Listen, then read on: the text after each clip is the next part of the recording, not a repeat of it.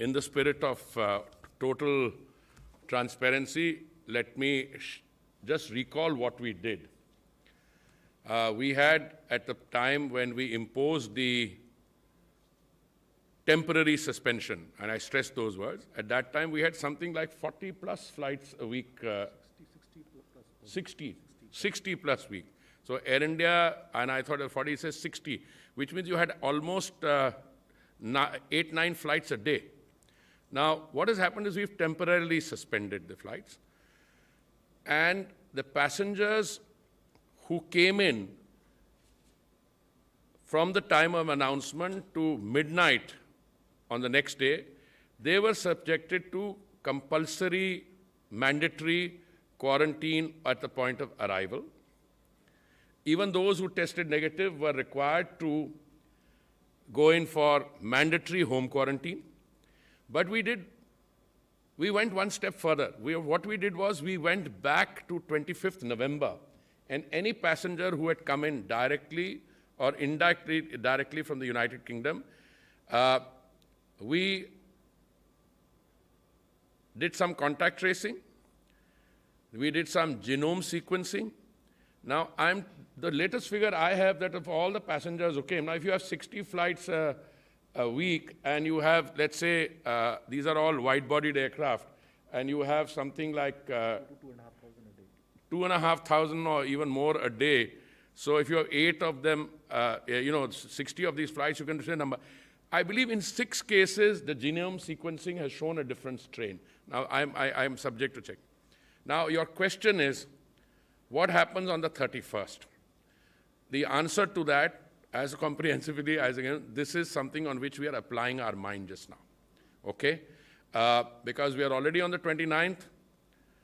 I foresee, now I'm speaking not with a mandate as an announcement, I foresee a slight extension of the temporary suspension because we are getting the fuller picture of what has happened. I don't expect that extension to be a long or indefinite extension. I'm not going to put a figure on it, but the words I'm choosing will give you an idea. A slight extension, small extension of the temporary suspension.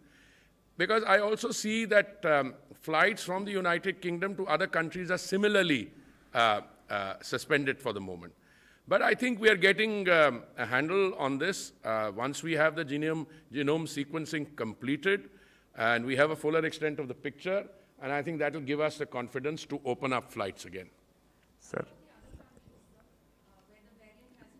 Well, we are monitoring that. I mean, for instance, if I heard in South Africa there were 1 or 2 cases elsewhere, we are monitoring that very carefully. We are monitoring that. Sir, you have already answered this question, but I'll read if you want to add anything.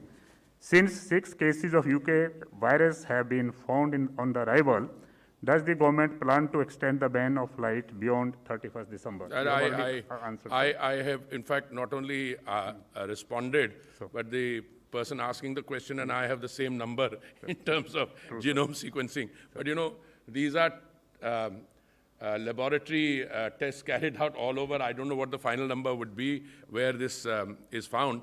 But I think the message which I'm very happy to convey is that our systems are in place. We have managed the contact tracing. We are doing the testing. And as I said on an earlier occasion, speaking to some of you informally, should further steps be warranted, we are ready to take them. But just now, I would say the current situation will remain, and we probably may look at a marginal or a short extension of the temporary suspension.